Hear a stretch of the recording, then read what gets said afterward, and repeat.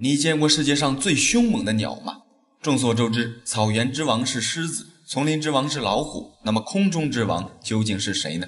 说起大型猛禽，相信很多领导第一时间会想起金雕。的确，金雕的战斗力毋庸置疑，非常的强悍。但是比金雕还要凶猛的大型猛禽，其实还有很多种。由于它们的栖息环境不同，如果不是刻意的去寻找这些猛禽，许多人可能一辈子都见不到这些罕见的大鸟。今天黑土给各位领导找出了世界上战斗力最强悍的10种大型猛禽，一起来看一看鸟是怎么猎杀狼的。大家好，我是黑土，喜欢这类视频的领导，劳烦您帮忙点个赞支持一下，记得长按点赞3秒，给黑土个霸气鼓励，谢谢。第一个我们要说的就是排名第10的安第斯神鹫，它是世界上最大的猛禽之一，这家伙的翼展最大可达 3.3 米，体长 1.3 米。这种大鸟的寿命可以达到50年以上。安第斯神鹫主要分布于南美洲的安第斯山脉，数量仅在400到4000只之间，极为罕见。雄性安第斯神鹫的头上长着一个像是鸡冠子一样的东西，雌性没有。它们的脖子往上几乎都是秃的。这个家伙每天要飞200多公里寻找食物，主要就是以一些腐肉为食，是一种食腐动物。它们一般很少会主动攻击猎物，攻击性不强。在很多地方，安第斯神鹫也有着清道夫的称号。很多大型动物死后，尸体暴露在野外，如果在安第斯神鹫的活动范围内，就会被它们吃掉。在一定意义上，安第斯神鹫对自然界的贡献非常的大。如果没有这些腐食动物将一些大型动物的尸体处理掉，等到尸体变质，很有可能会散发出各种疾病，甚至瘟疫。当然，长期食用腐肉对安第斯神鹫的身体自然也会有影响，不过不是什么大问题，主要就是它的秃头。每次食用腐肉的时候，它的头就会扎进食物的身体里，有些变质的血液可能会导致它们脱毛。也就是说，这种鸟不是天生就是秃顶，一般头顶上没有毛的鸟，大部分都有可能是食腐动物。好，排名第9，欧亚雕鸮。没错，也就是我们俗称的猫头鹰。与普通猫头鹰不同的是，它是世界上现存体型最大的猫头鹰之一。这种大型猫头鹰的翅展将近 1.9 米，体长也将近1米。相比普通的猫头鹰来说，它的体型已经算是相当的大了。雕鸮的栖息范围特别的广，从山地、森林、平原、荒野，包括高山，都有可能出现它们的身影。不过即便它们拥有这么大范围的栖息地，我们人类可以碰到它的机会依然非常的小。我们都清楚，猫头鹰是一种夜行动物，一般白天很难见到，而这种大号雕鸮一般情况下更是远离人群，活动在人烟稀少的偏僻之地，白天躲藏在茂密的树林中休息，到了夜晚才开始捕食猎物。人类见到它们的机会会非常的少。雕鸮的听觉非常的敏锐，而且这家伙在飞行的时候几乎没有任何声音。它们猎杀老鼠是一把好手，有时也会吃兔子、野猫、豪猪，甚至有可能会猎杀有蹄类动物。排名第8，白头海雕。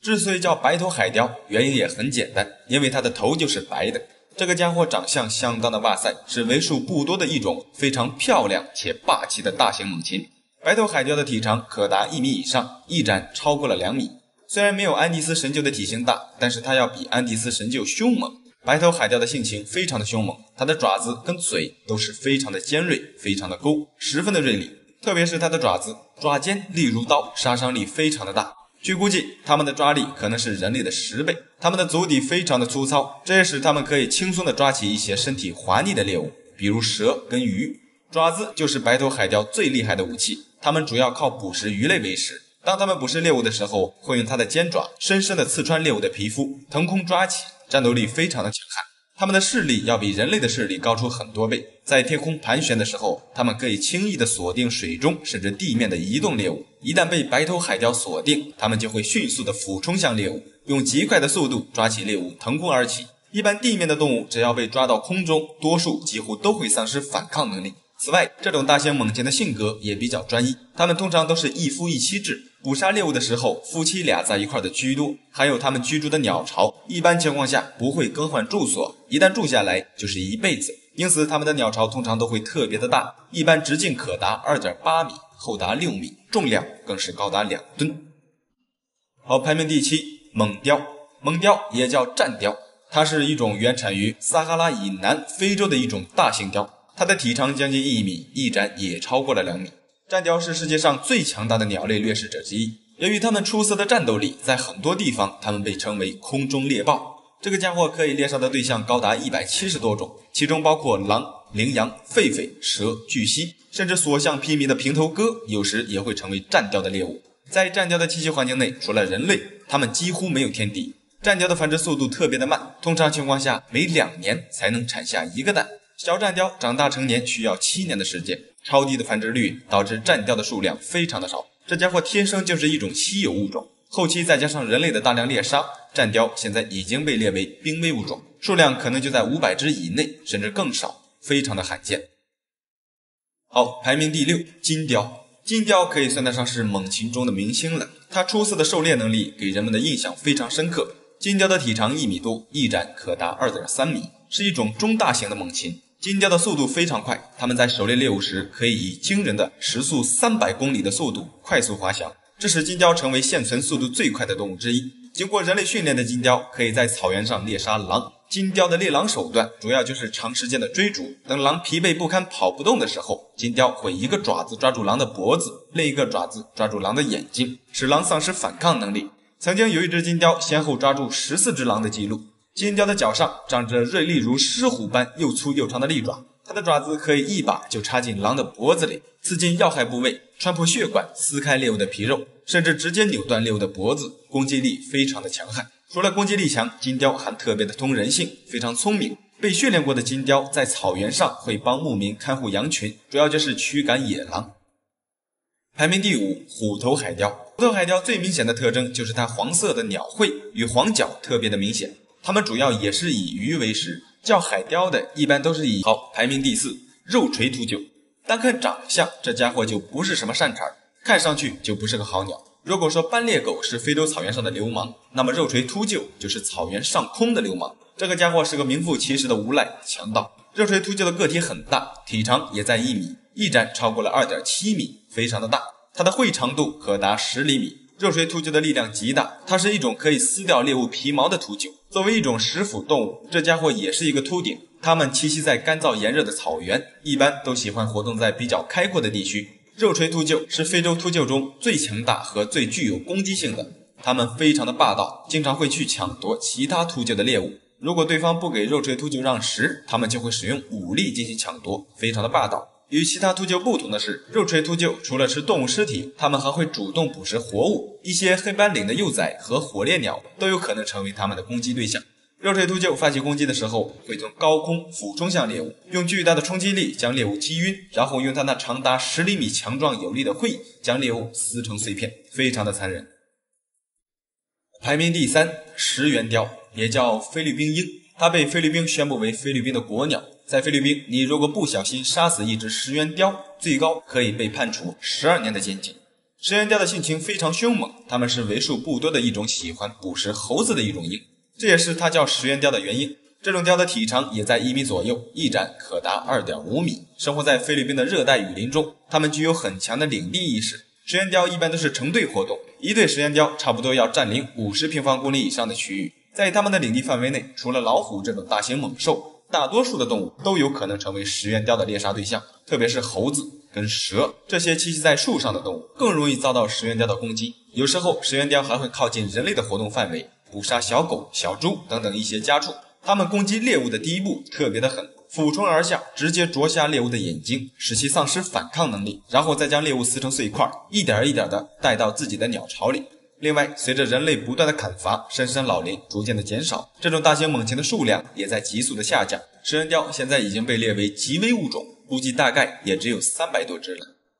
好，排名第2，非洲冠鹰雕。这个家伙的体型相比以上那些略显小一些。冠鹰雕体长90厘米，翼展 1.8 米。虽然体型没有上边那些大，但是它却是非洲最危险、最凶猛的猛禽之一。冠鹰雕的力量极大，它们拥有异常大的爪子和粗壮的腿，这也是它们的主要武器。它的威力足以捏碎猴子的头骨。另外，它们在飞行中可以提起重达30斤往上的重物，力量特别的大。把它列到第2名，是因为这个家伙的攻击性非常的强，对人类来说是有危险的。冠鹰雕的大爪子既然可以轻松的捏碎猴子的头骨，那么对人类小孩也是具有很大的威胁的，特别是母冠鹰雕。雌性观音雕在羽化阶段特别容易攻击任何靠近它巢穴的人类或动物。这种大型猛禽可能是现存为数不多的一种会攻击人类儿童的猛禽。曾经在非洲有一个案例，一个7岁的小男孩在路上遭到了一只冠鹰雕的攻击，鹰的爪子直接穿过了男孩的喉咙和胸部，当时正好被农田里干活的妇女看到，用锄头赶走了冠鹰雕，救出了小男孩。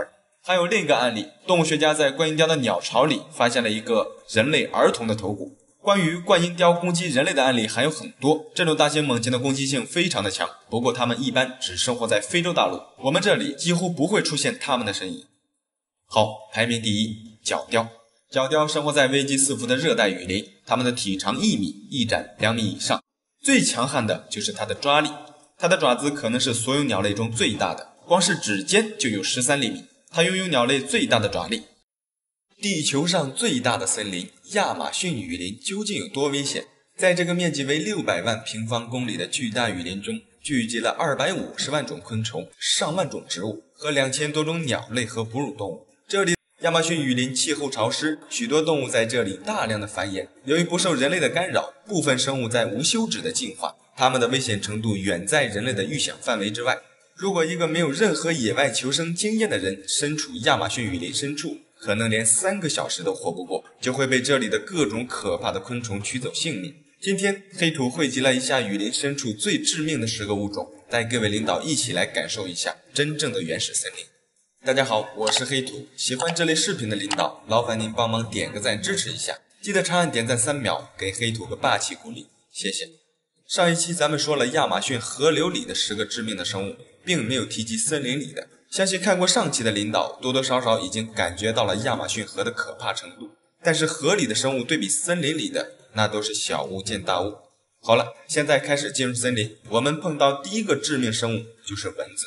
亚马逊雨林的气候炎热潮湿，正是蚊子发展的理想环境，这里堪称是蚊子的天堂。亚马逊雨林的蚊子单是种类就高达300多种，数量更是数不胜数。如果人类没有穿防蚊衣服进入雨林，会被蚊子咬得生不如死。普通贴着皮肤的衣物是起不到防蚊效果的，蚊子会穿过衣服间的缝隙吸食我们的血液，被蚊子咬到会奇痒难耐，还会起脓包导致感染。更致命的是，由于这里的蚊子种类繁多，我们很有可能被携带各种病毒的蚊子咬到，如果一旦被咬，会出现疟疾甚至死亡。这里的蚊子跟我们经常见到的家蚊不同，它们普遍个头都比较大，它们吸食走我们的血液之后，会在破口处留下蚊子的唾液，这些液体的危险程度是未知的，很有可能是致命的。所以进入雨林，防蚊是第一步，千万不要小看这些小东西，它们给我们带来的痛苦远比死亡更可怕。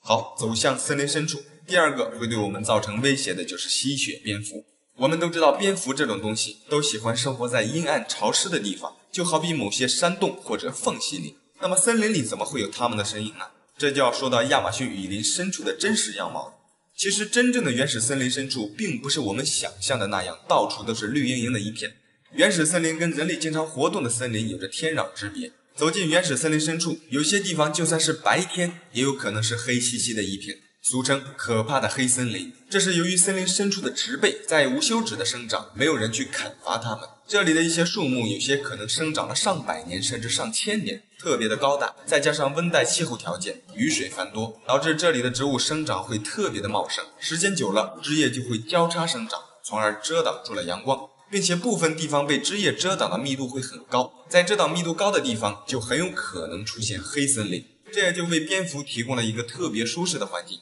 在一些枯死的树洞中，也是吸血蝙蝠的理想之地。注意，是吸血蝙蝠，不是所有的蝙蝠都吸血。亚马逊雨林中就生存着这种可怕的吸血蝙蝠，它们靠嗜血为生。吸血蝙蝠的唾液中有一种抗凝血剂，一旦被它咬伤的猎物，短时间内会流血不止。这种蝙蝠就是靠吸食血液为生，它们在攻击猎物时，会像狗皮膏药一样紧贴在猎物的身上，用尖锐的牙齿在猎物身上撕咬一个口子，然后利用它的唾液防止血液凝固，紧贴在上面吸食，直到吸饱喝足后才肯离开。它们一般都是晚上组团出动，白天都待在阴森的洞穴中，一旦被它们盯上，会死得很惨。因为蝙蝠的身上是携带病毒最多的其中一种动物，我们一旦被它咬到，很有可能会感染上可怕的病毒，并且这种病毒很有可能是人类未知的，一旦感染，即便是立刻治疗，也有可能会丧命。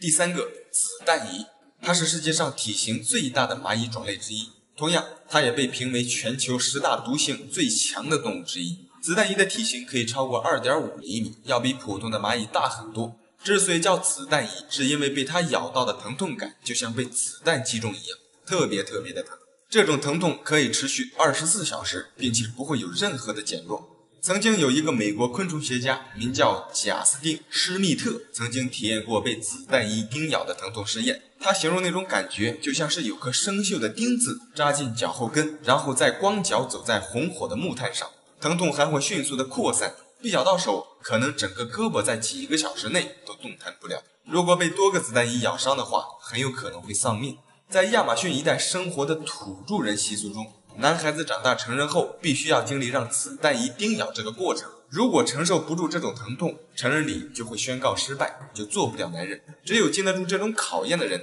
才算得上真正的男人。好，第四个，流浪蜘蛛，它是蜘蛛界毒性最强的蜘蛛之一，它的体型很大，体长可以到15厘米。之所以叫流浪蜘蛛，是因为这种剧毒蜘蛛从来不会织网，经常游走在森林的各个角落，它的毒性特别的强，仅需 0.006 毫克的毒液就可以轻松毒死一只老鼠。如果我们一旦被它咬到，可能会导致呼吸麻痹和死亡。如果短时间内得不到有效的治疗，死亡的几率会很大。科学家研究发现，在流浪蜘蛛的毒液中含有一种叫 PNT-2-6 的成分，能够令人陷入兴奋的状态。如果男性被咬到，除了以上几种情况，下体还会肿胀持续长达几个小时。这一现象也是特别的危险，被咬到的人如果被注入的毒液过多，下体就很有可能报废。这种剧毒蜘蛛游走在各个地方，特别是香蕉树中，所以在原始森林里看到水果，最好还是不要轻易的去摘，起码要排除一下周围的危险。好，第五个，树蟒。到这里黑土提示一下各位领导，由于蛇的视频画面会引起视觉上的不适，在这里黑土就不给各位领导展示了。黑土已经把图片打码，还望各位领导理解。据不完全统计，在亚马逊雨林中生存着至少17种拥有剧毒的蛇类，还有很多大型的无毒蛇。如果不小心被这些毒蛇咬中，如果短时间内没有得到救治，毋庸置疑，几乎毫无生还的几率。除了地面上的毒蛇，我们还要时刻防备盘在树上的蟒蛇，也就是树蟒。这里的蟒蛇普遍都大，虽然树蟒没有毒，但是对于普遍对蟒蛇都有恐惧感的人类来说，也特别的可怕。可以想象一下，走在乱草丛生的原始森林中，一头撞上了一个树枝，抬头一看，一条4、5米长的巨蟒就在头顶盘着，并且死死地盯着我们。好家伙，我鸡皮疙瘩都起来了。好，第6个，巨型蜈蚣，它是世界上最大的蜈蚣之一，体长最大可以达到40多厘米，特别的大。这种蜈蚣携带剧毒也是特别的危险，它们一般在晚上活动。其实不单单是蜈蚣，前面我们说的这一些有很多都是在晚上出的。亚马逊雨林的夜晚是最危险的，这种大型的蜈蚣一般都潜伏在石头缝或者杂草跟腐烂的木头下，它们的钻缝能力极强，越是潮湿隐秘的地方，越是它们理想的栖息地。巨大的身体可以协助它们捕食青蛙、蜘蛛，甚至是蛇这种稍微大一点的动物。被它咬伤后会导致剧烈并且持久性的疼痛和肿胀，严重的也可能致死。如果身处亚马逊雨林，它也是对我们造成威胁的动物之一。第7个，亚马逊巨人食鸟蛛，它是世界上现存最大的蜘蛛，它要比上面的流浪蜘蛛要大得多。作为世界上最大体型的蜘蛛，它的体型最大，即便是这样，被它咬一下照样会疼痛难耐，因为它们长着3厘米长的尖牙，轻易的就可以刺穿我们的皮肤，再加上它的腿毛，这些毛带有倒钩，被它碰一下都有可能会受伤，特别的危险。好，第8个，箭毒蛙，这个小东西一眼看上去给我的感觉是绝对不好吃。非但不好吃，它还是世界上毒性最强的物种之一。它们个头不大，毒性却极强。这家伙各式各样的颜色都有，红橙黄绿青蓝紫几乎都给占全了。在很久以前，美洲的原住民曾使用箭毒蛙分泌出来的毒液抹在箭头顶端来干仗。随着颜色不同的箭毒蛙，毒性也会有所不同。比如说，一只黄金箭毒蛙的毒素就足以让10个成年人丧命，有些更毒的，甚至我们仅仅碰到它就会中毒。并且毒素大部分都是致命的，应了那句话，颜色越是鲜艳的动物越是致命。好，第9个，世界上最大的蛇森蚺。到这里同上面一样，黑土会把蛇打上马赛克，以防各位领导的不适，还望理解。森蚺咱们上一期说过，它是生活在亚马逊河里的，不过在雨林中它们也会经常出现，一般在一些沼泽地里、浅水坑里都会有它们的身影。森蚺是世界上最大的蛇，最长可达10米以上，粗如成年男子的躯干，巨大的身形可以让它们毫不费力的就吃掉一个成年人。如果没有携带任何防身武器的情况下，在森林深处碰到这种巨型的森蚺的攻击，就算是泰森来了，也只能听天由命。最后一个美洲虎，也就是美洲豹，不同的地方叫法不同，它是世界上第3大猫科动物，除了狮子老虎就属它了。虽然它身上的花纹比较偏向于豹子，但是仔细观察它的整个身体，包括动作都很接近于老虎，所以就有人称它们为美洲虎。它们经常游走在茂密的热带雨林中，特别是附近有水源的沼泽地。在亚马逊雨林中，美洲豹几乎站在食物链的最顶端，它会捕食凶残的小型凯门鳄和庞大的森蚺。它的体型可达1.8米，体重300多斤，咬合力高达1100多斤，比老虎、狮子都要大。巨大的咬合力可以让它一口就咬碎猎物的头盖骨。虽然在体型上它不如狮子老虎，但是要比起捕杀猎物，狮子老虎不一定比美洲豹强。老虎、狮子体型大，爆发力强，虽然这些都碾压美洲豹，但是有一点是比不过美洲豹的，就是凶猛和敏捷。可能由于三者栖息环境不同，美洲豹经常活动的区域面对的都是森蚺、鳄鱼这种凶猛生物，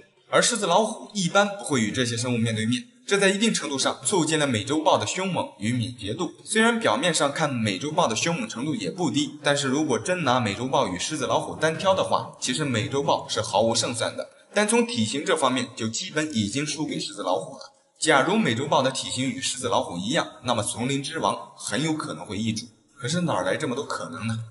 好了，这期视频就到这里了，觉得还不错的领导记得帮黑土点个赞支持一下，谢谢。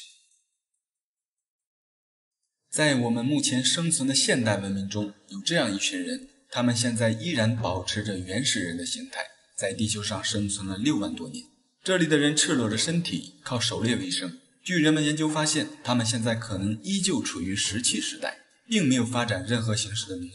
这里的人身材矮小，皮肤黝黑，他们可能6万多年以来都没有学会使用火种。这群原始人生存的小岛位于印度，名为北森提奈岛。从现代人类发现他们至今，岛上原始部落的人几乎没有与现代文明有过接触，并且他们还会使用暴力的手段来抵挡靠近他们的现代人类。对我们来说可谓是登岛必死，而且他们还杀人不偿命，更不会犯法。1956年，当地政府突然将该岛封禁，并且在哨兵岛的周围派遣了海军，不允许任何人靠近。今天，黑土就用视频的方式带各位领导一起走进北哨兵岛，探寻一下真实的原始部落。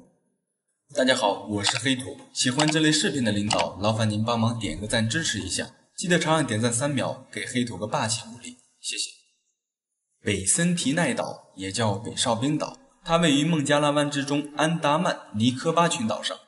这座岛的面积约有60平方千米。1867年的一天，印度的一艘名为尼尼微的商船行驶在哨兵岛附近，当时受到了季风的影响，船被吹向哨兵岛附近，撞上了礁石，最后船被击沉。幸运的是，当时的商船距离哨兵岛不远，船上的乘客纷纷逃向岛上，才逃过一劫。幸存下来的人便在哨兵岛上建立了一个临时营地来等待救援。可让他们万万没想到的是，就在他们的临时营地刚刚建立好没多久，就遭到了一群赤裸着身体、手拿长矛的黑人袭击。这群人在袭击的过程中，明显就是冲着杀死他们来的。不得已，幸存下来的乘客只能退回到已经无法行驶的船上，拿起武器与岛上的土著人进行对抗。在一场激烈的打斗中，为数不多的土著人被击退，退回岛上的丛林中。被困在船上的乘客很清楚这帮土著人为什么会撤回去，他们回去是搬救兵去了。幸运的是，过了没多久，英国的皇家海军就发现了被困的乘客，这才让他们幸免于难。乘客得救后，他们在岛上的经历被广泛传播，这也是现代人类第一次与哨兵岛的原始部落接触。与其他原始部落不同的是，哨兵岛上的土著人可谓是真真正正的原始人。从他们使用的工具上来看，他们可能依旧生活在石器时代。直到13年以后，1880年，美国的一个名叫莫里斯·波特曼的行政长官得知此事后，决定率领考察队登上这座原始的小岛进行探索。由于这个考察队装备着现代的武器装备，在登陆哨兵岛之后，并没有受到岛上土著人的威胁，反而岛上的土著人对考察队特别的恐惧，纷纷都躲藏了起来。他们在岛上只发现了一些废弃的村庄，经过考察队几天下来的勘探，最终他们发现了6个土著人、1对老年夫妇和4个孩子，并且还将他们抓了起来，带到安达曼群岛的布莱尔港，也就是现代人的地盘。可能是由于环境的原因，被带回到现代人类活动的地方后的6名土著人突然之间就生病了，其中2个老人没几天就病死了。后经研究发现，岛上的土著人对抗病毒的免疫力特别的低，他们世世代代都生活在没有工业污染的原始小岛上，几乎很少有与病毒的对抗。这一方面也让他们的身体根本承受不住现代人类所能抵抗的病毒。环境不同，身体的免疫力也不同。2名老人病死后，剩下的4个孩子顺带着大量的现代人的礼物被送回岛上。可让人万万没想到的是，这一次接触对岛上的土著人造成了毁灭性的灾难。4个孩子回到岛上后，其实已经感染上了病毒。其实这种病毒对现代人类来说就是平常的小感冒，类似于流感，但是对他们来说就不同了。我们知道感冒会传染，但是不管怎么传染，我们吃点药或者打个针几乎都可以控制得了。但是就这小小的感冒，对于岛上的土著人来说就会有着灭族的风险。他们没有抗生素，也没有现代人类这样的免疫力。4个孩子被送回去之后，岛上便开始了可怕的病毒传播。这一次接触给岛上的土著人带来的灾难，致使他们更加的确信我们现代人类是坏人，导致他们的抵触心理更加的强烈。后来人们曾多次尝试与岛上的土著居民建立关系，但都没有取得什么成果。1974年，国家地理摄制组曾尝试登陆该岛拍摄纪录片，不料还未登岛就被岛上的土著人用弓箭、长矛袭击。当时的摄制组导演还险些丧命，导演的大腿被岛上的土著人射中，如果稍有偏差，可能就性命不保了。岛上的土著人发现射中船上的人之后，异常的兴奋，还在岸边跳起了舞。我们都知道，国家地理这个节目组可谓是登天入地，不够危险的地方他们绝对不去。可就是这样强悍的节目组，也只能被阻挡在北森提纳岛的外面，因为即便是非洲草原上的雄狮，或者亚马逊雨林里的大蛇，都比不过北森提奈岛上的人类更可怕。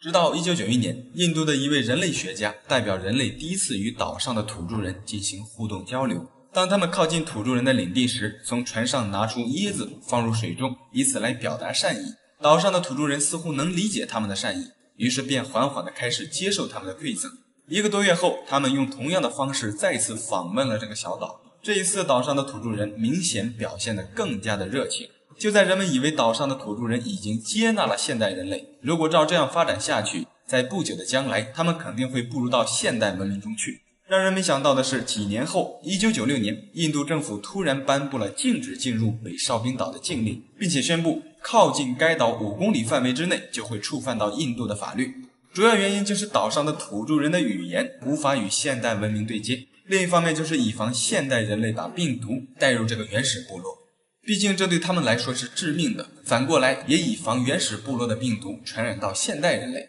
2004年，印度洋发生过一次海啸，这次海啸波及到了哨兵岛。海啸过后，印度政府曾派遣一架直升机去查看岛内的情况，他们担心岛上的土著人会承受不住海啸的袭击。经过一番查看后，他们发现岛上的土著人在海啸来临之前就已经转移到了安全地带，毕竟他们在这里已经生存了6万多年，可能早已适应了各种恶劣的环境。直升机在土著人上空盘旋时遭到了长矛的袭击，他们向直升机丢石头，以此来赶走他们眼中的坏人。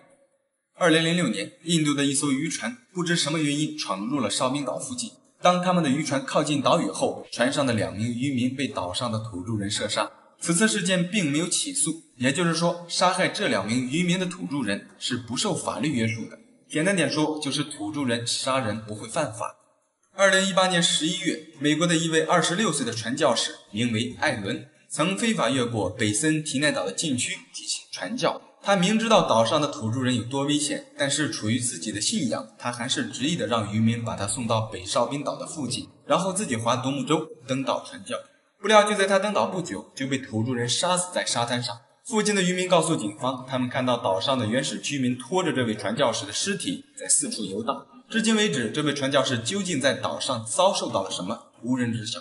其实在这之前，有很多次登陆该岛的现代人类在岛上丧命，只不过有记录的就上面那几起。那么问题来了，土著人杀人就不犯法吗？谁给他们的权利？其实这个话题就有点不好说了。印度政府很早就把北哨兵岛划为禁区了，已经明令禁止所有人登陆该岛，禁止登陆的原因也都公布于众。但是还是有不少人想去挑战一下这个原始禁地，最后的结果就是丧命，这也怪不了谁。简单点说，就是人家政府都告诉你了，这个岛上面有老虎，有狮子，千万不要上去，上去就会触犯法律，甚至会波及性命。如果触犯法律上去了，被吃掉，概不负责。如果这样还有人执意的想去找死，那能怪谁呢？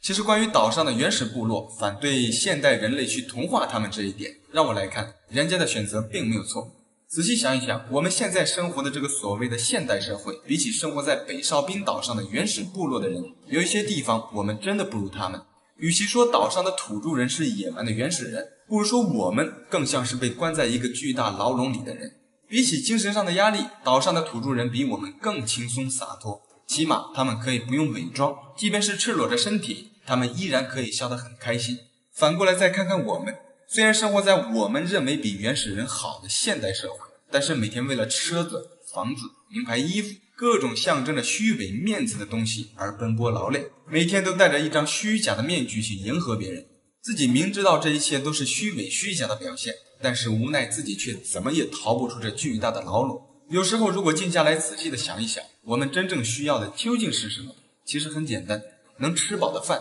能穿暖的衣，足矣。好了，这期视频就到这里了，觉得很不错的领导记得帮黑兔点个赞，谢谢。